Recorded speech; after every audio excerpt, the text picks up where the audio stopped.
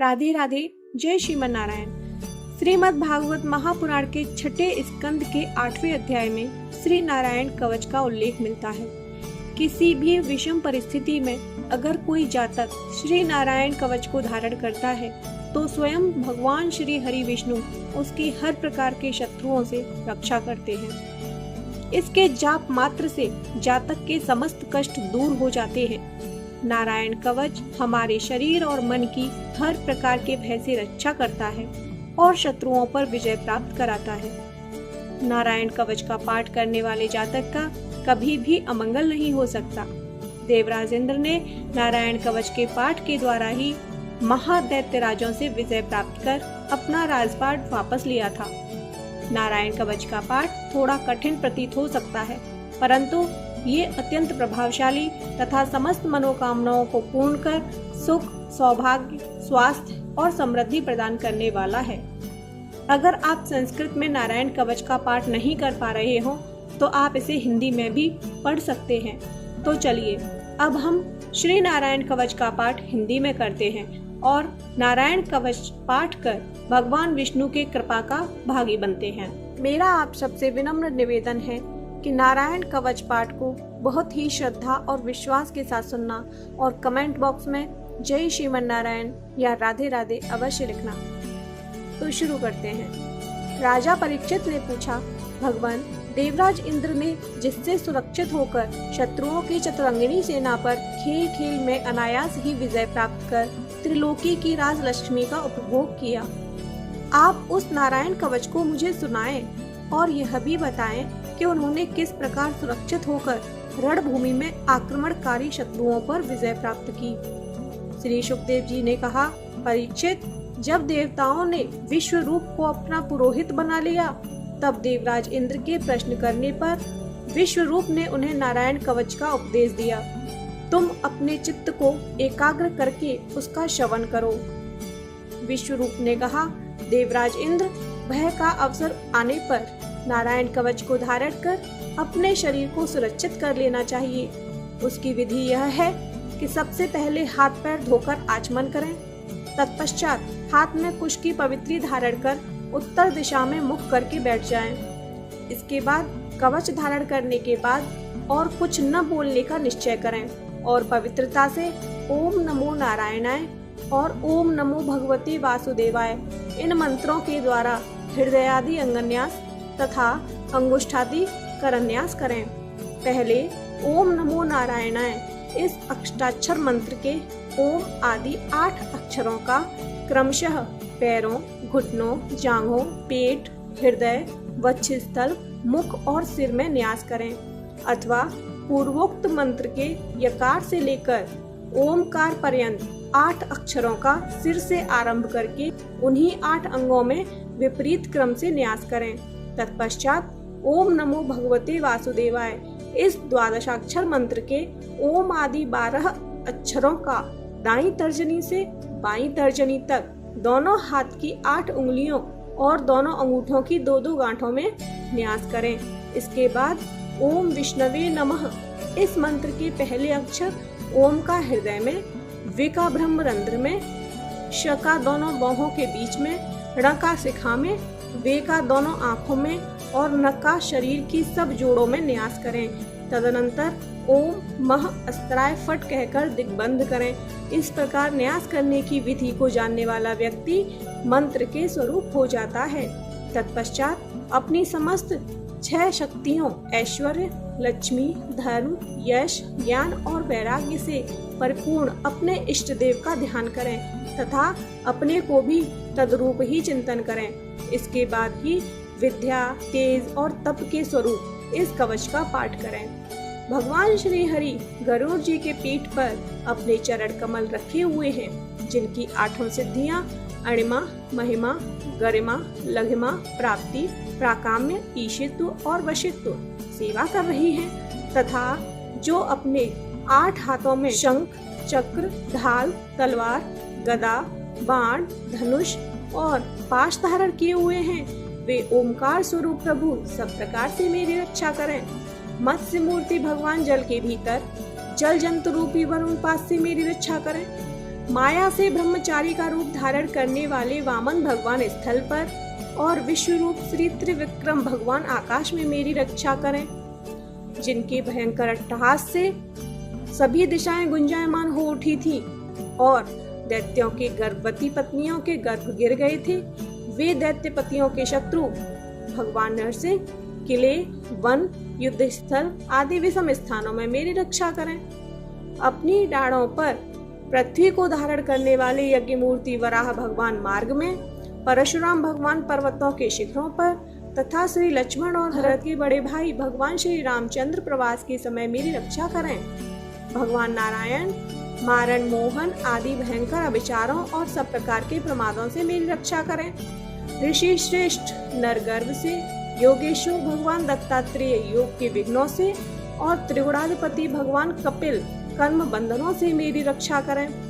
परम ऋषि सनत कुमार कामदेव से, भगवान हयग्रीव मार्ग से गुजरते समय देव मूर्तियों को नमस्कार आदि न करने के अपराध से, देवर्षि नारद देव पूजा के समय संभावित सेवा अपराधों से और भगवान कच्छप सभी तरह के नरकों से मेरी रक्षा करें।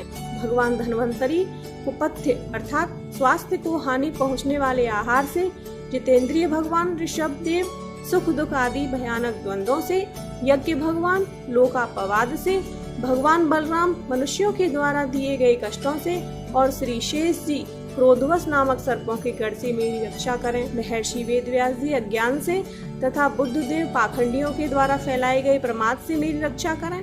धर्म की रक्षा हेतु महान अवतार धारण करने वाले भगवान कल की पाप बहुल कलयुग के दोषों से मेरी रक्षा करें। प्रातः काल भगवान केशव अपनी गदा से, दिन के दूसरे भाग चढ़ जाने पर भगवान गोविंद अपनी बांसुरी लेकर, दिन के तीसरे भाग दोपहर के पहले भगवान नारायण अपनी तीक्ष्ण शक्ति लेकर तथा दिन के चौथे भाग यानी कि मध्य काल को भगवान विष्णु चक्रराज सुदर्शन लेकर मेरी रक्षा करें।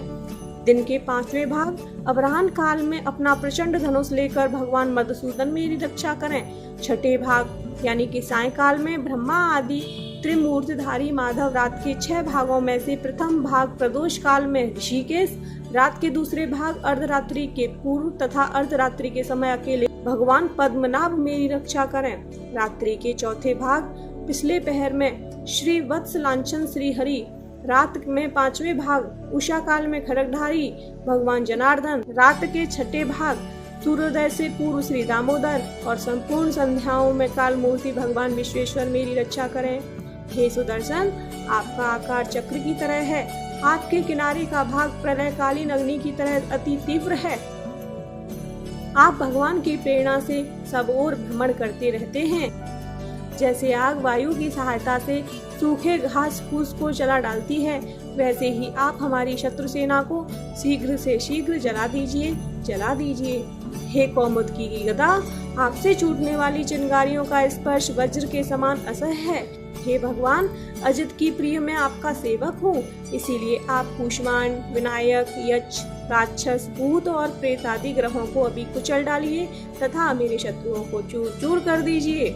हे शंख श्रेष्ठ, आप भगवान श्री कृष्ण के फूंकने मात्र से भयावह नाद करके मेरे शत्रुओं का दिल दहला दीजिए एवं यातुधान, प्रमथ, प्रेत, मातृका, पिशाच तथा ब्रह्म राक्षस आदि भयंकर प्राणियों को यहाँ से शीघ्र दूर कर दीजिए।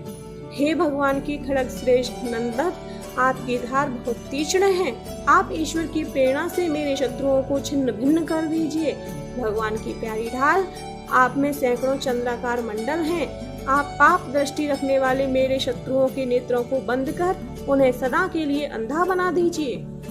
ग्रहों, धूमकेतु आदि केतुओं, दुष्ट मनुष्यों, सरीसृप जीवों, दाढ़ों वाले हिंसक पशुओं, भूत प्रेतों तथा पापी प्राणियों से हमें जो जो भय हो और जो जो हमारे शुभ के विरोधी हो, वे सभी भगवान के नाम, रूप तथा आयुधों का कीर्तन करने से तत्काल नष्ट हो जाएं। बृहद, रथंतर आदि सामवेद के स्रोतों से जिनकी स्तुति की जाती है, वे वेद मूर्ति भगवान गरुण और विश्वक्सेन जी के अपने नाम के उच्चारण मात्र के प्रभाव से हमें सब प्रकार की विपत्तियों से रक्षा करें। श्री हरि के नाम, रूप, वाहन, आयुध और श्रेष्ठ पार्षद हमारी बुद्धि, इंद्रिय, मन और प्राणों को सब तरह की विपत्तियों से बचाएं। जितना भी कार्य अथवा कारण रूप जगत है, वह वास्तव में भगवान ही है। इस सत्य के प्रभाव से हमारे सारे पाप नष्ट हो जाएं। ब्रह्म और आत्मा की एकता का अनुभव जो लोग कर चुके हैं, उनकी दृष्टि में ईश्वर का स्वरूप समस्त विकल्पों और भेदों से रहित है।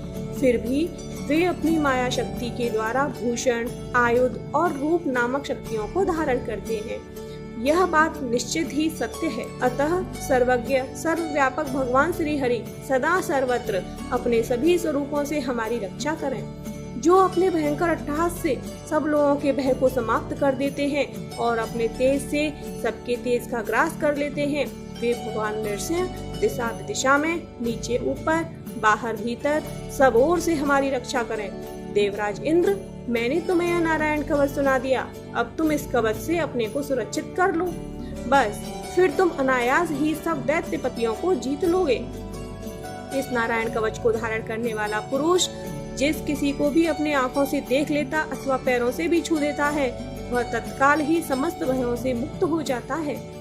इस वैष्णवी विद्या को धारण कर लेने वालों को राजा, डाकू, प्रेत, पिशाच और बाघ आदि हिंसक जीवों से कभी किसी प्रकार का डर नहीं होता।